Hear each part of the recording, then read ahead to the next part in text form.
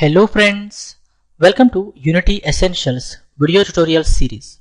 In this video tutorial, I would like to discuss standard shader. We understand how the standard shader is used to create any real world surface. Standard shader is a generic shader which provides list of material properties for creating any real world surface. In the previous video tutorials, we already discussed what is a material, what is a shader, what is a model, what is a texture. I strongly suggest you people to watch that video, guys. Let's have a demonstration and understand how the standard shader properties are used to create any real world surface. I go to Unity. I am going to create one plane here. I say game object 3D object plane. You can see that I created a plane. I want to apply a texture to this plane. I minimize the Unity, minimize the word. I double click on external assets folder. Here I have window image. I drag this window image to the assets folder. By default, images are treated as textures. This image is a PNG image I created in Photoshop. Actually, it has transparent areas. Here, transparent areas are filled with solid color pixels. To make transparent areas visible, I need to select here alpha is transparency. Then we should click on apply button. You can see that now we can see the transparent areas. That is how you make transparent areas visible, by setting the alpha is transparency checked. To apply this texture to this plane, I need to take help of a material. We know that we need material because material is going to hold the texture. So here I am going to create one material. I name this material as plane underscore material. Hit enter. Here we have the Albedo property. Albedo property is used to assign the base texture or the texture which is going to wrap the model or the game object. So I drag this window texture to the Albedo property. You can see that the material is now having the texture, that is window texture. If I drag this plane underscore material, you see that window texture is applied to the plane. That is how we apply a texture to a game object or a model, right? On the right hand side, you can see that the material plane underscore material is associated with the shader standard. This is standard shader, guys. The list of properties that you see here are provided by the standard shader. The list of properties are going to change based on the shader the material is using. For example, if I change the shader from standard shader to flare, you see that the list of properties here got changed.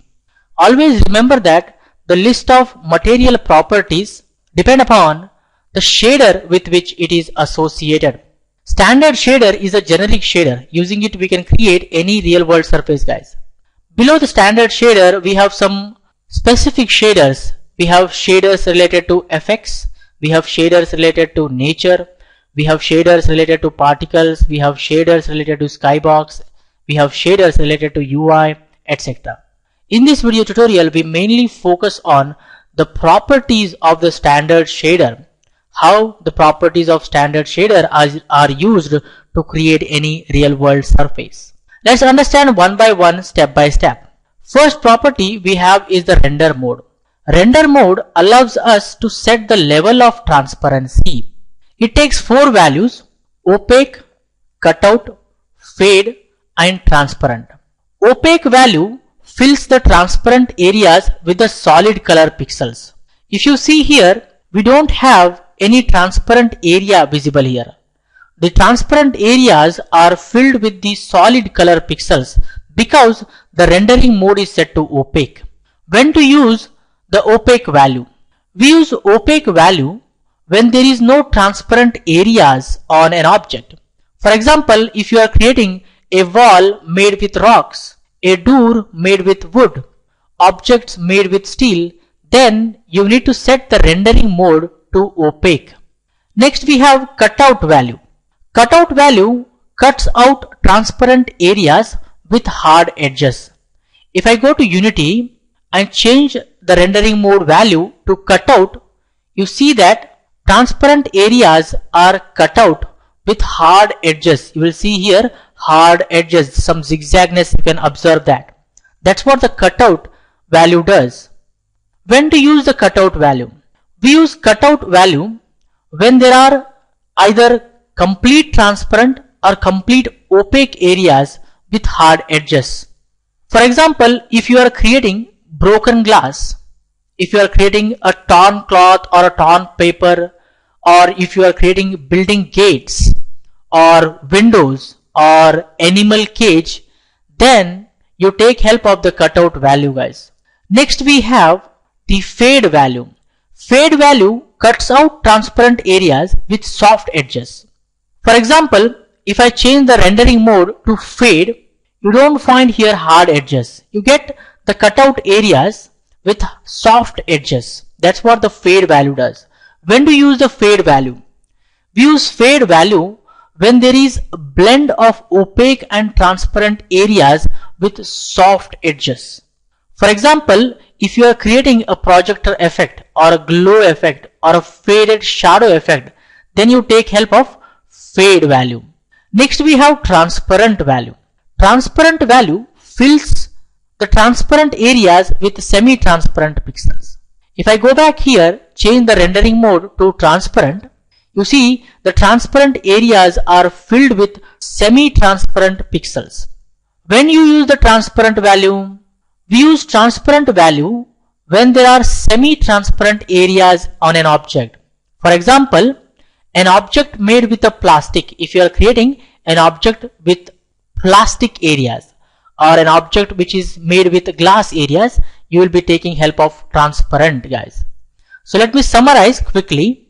If you use opaque, opaque is going to set the transparent areas with the solid color pixels. Transparent value fills the transparent areas with the semi-transparent pixels. Cutout value is going to completely cut out the transparent areas with hard edges. Fade value is going to completely cut out the transparent areas with soft edges. Opaque you use for solid objects. Cutout and fade you will use for objects with transparent areas. You will use transparent value when there are semi-transparent areas. Hope you guys have clearly understood the rendering mode. Next we have Albedo property. Albedo property is used to assign base texture which wraps around the model. Of course, here we have assigned the window texture to the Albedo property, that is a base texture for this model. Here actually I just wanted to demonstrate you guys the properties. We are not creating here any specific surface. We are actually understanding each properties and how we can use them. Okay. Next we have color tint. Color tint is used to tint the texture with a specific color. If I go back here, if I click on this color tint, I can tint the base texture with some color. So you can see now I tint with the red color. We can change the color here. So I can go here red, yellow, green. You can observe the change in the base texture color, right? So we are tinting the color. And one of the most important property here we need to understand is this alpha value. Let's understand the alpha value. Alpha is used to control the transparency of solid color pixels. Let me go back and demonstrate step by step.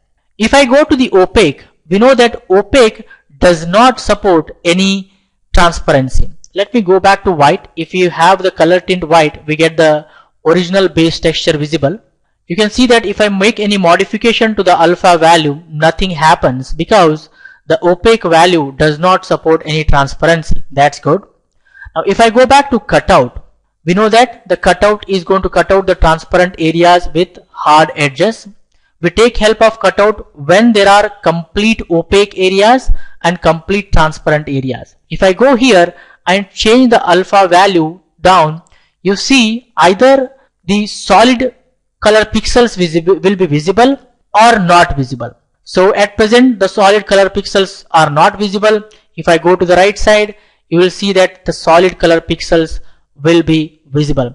If I change it to fade and go to the color tint here, we can slowly fade out the solid color pixels. You can see that I can fade in and fade out. So that is the use of alpha value. It's very useful, guys.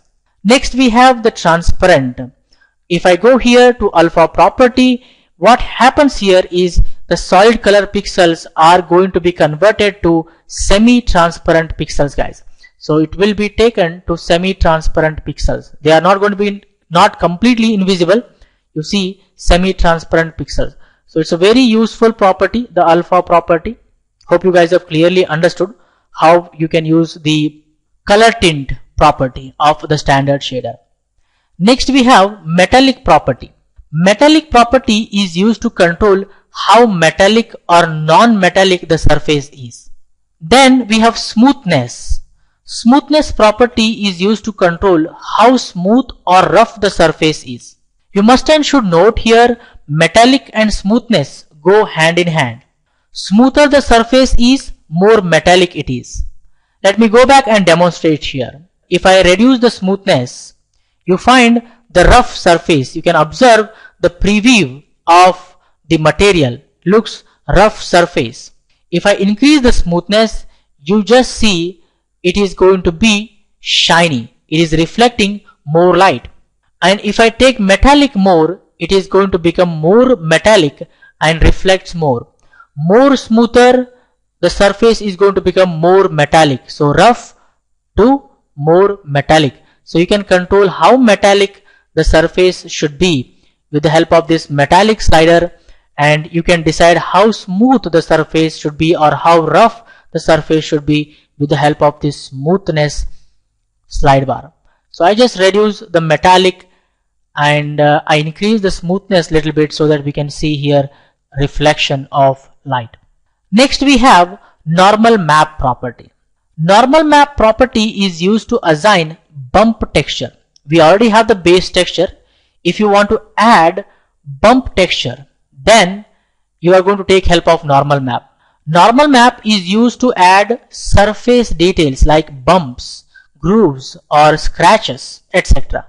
I go back to Unity. We can very easily create a normal map for this window texture.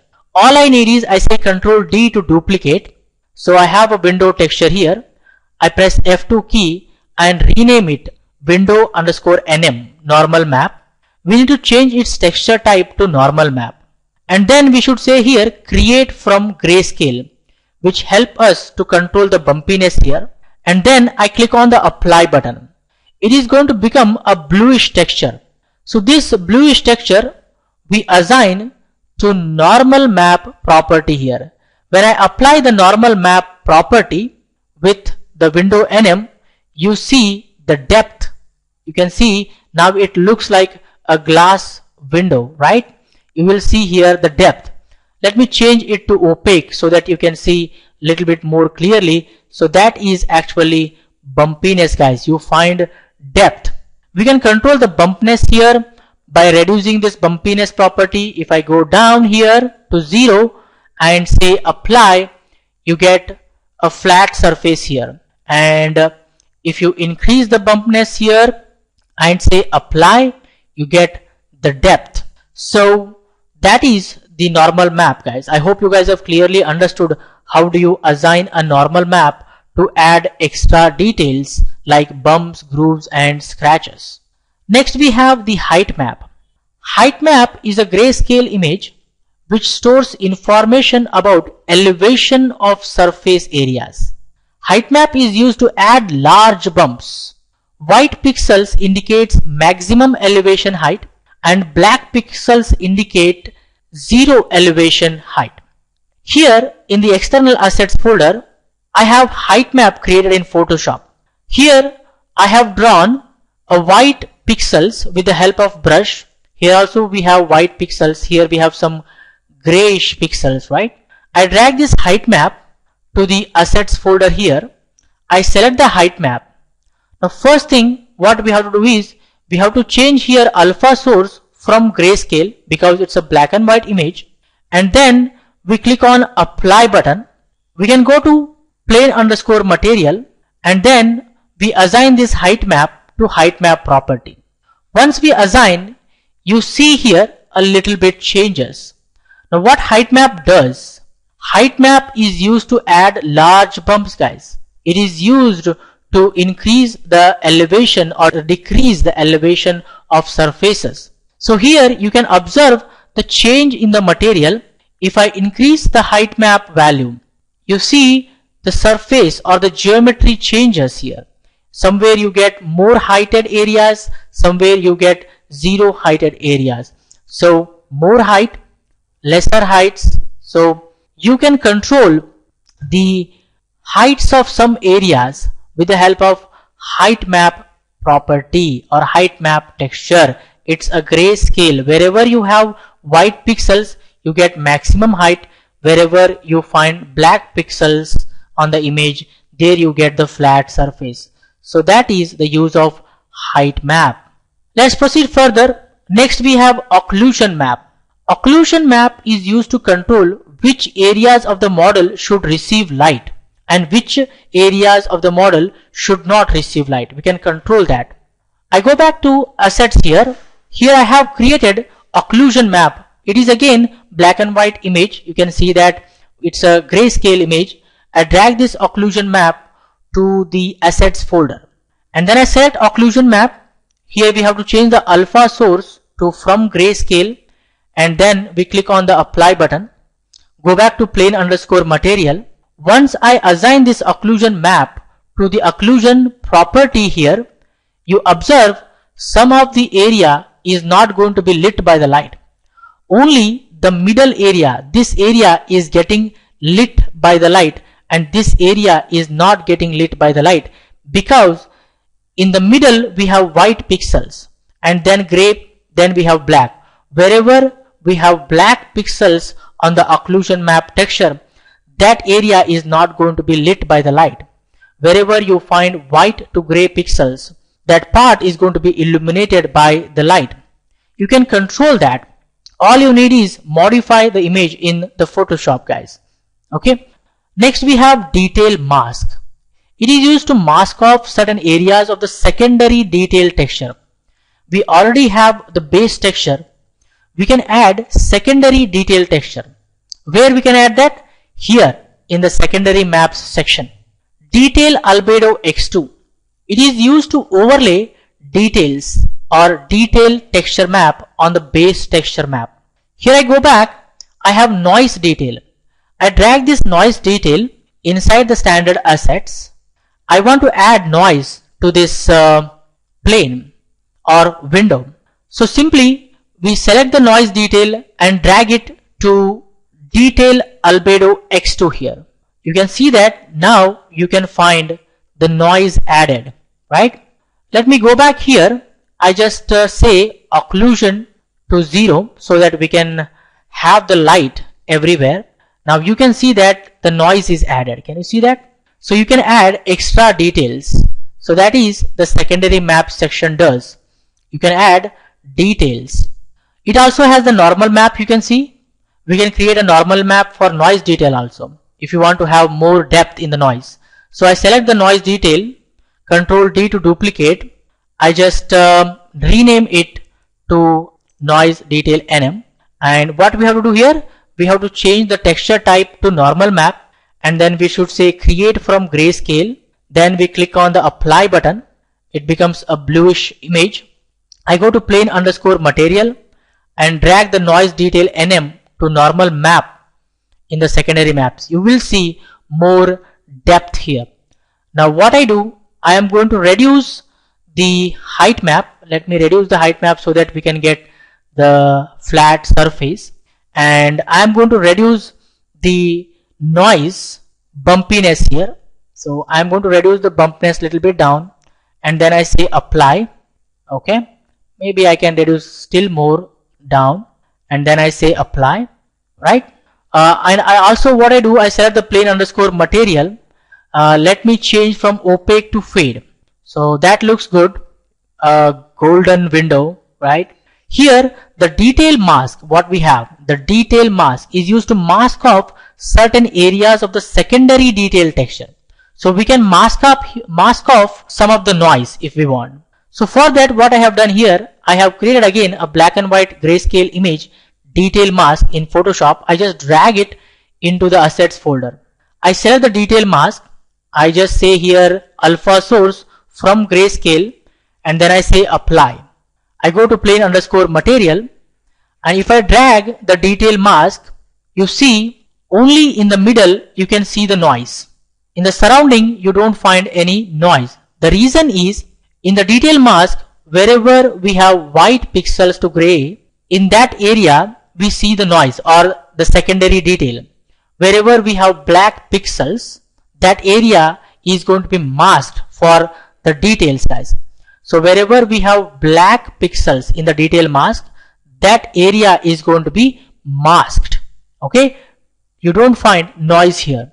So that is how you can use the detail mask to mask off certain areas of the secondary detail texture. Secondary detail texture is secondary details or the noise here that we have added. Next properties we have is emission property. Emission property is used to create self-illuminated objects. For example, you want to create objects like radium, self-illuminated jumps, stars, monster eyes, heads-up displays. You can take help of this emission property. If I go back here, if I say the emission property, I can use the red color. If I use red color, this object is going to become self-illuminated object.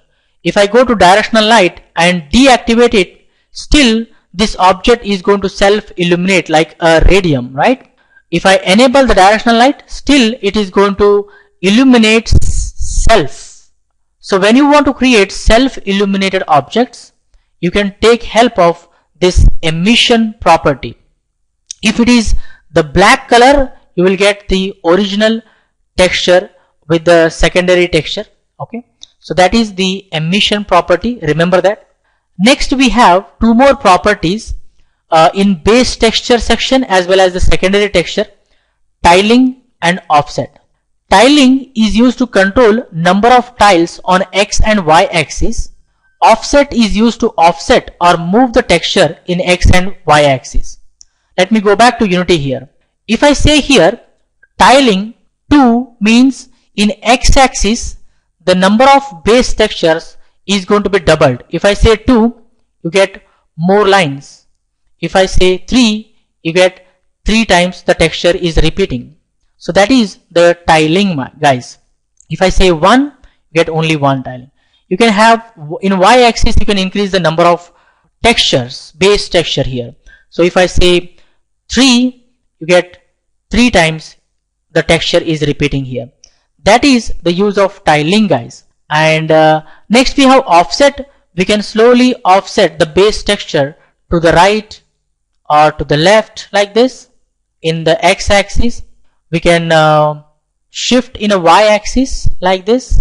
Hope you guys are understanding here what is the meaning of offset. It's very useful.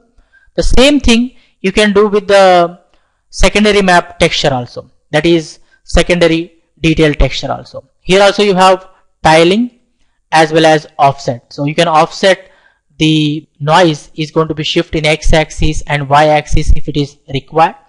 You can increase the number of tiles of the secondary details also. So those are some of the properties of the standard shader which we can use to create any real world surface, guys. I hope you guys have clearly understood the standard shader and its properties when to use. I think for this video tutorial this much is enough, friends. I suggest to people to watch this video again and again. Try yourself, create some surfaces, like create a wall with a rock or bricks. You get textures online easily. Just search for a wall texture and normal maps. You get images for them, download them and create some surfaces and understand. I think for this video tutorial this much is enough, friends. In the upcoming video tutorials we get more information. For more benefits and be up to date, please subscribe to my YouTube channel and don't forget to like, comment and share this video with others so that everyone will get benefited. Keep learning, keep coding, keep sharing. Thank you guys. Thank you very much. See you in the next tutorial.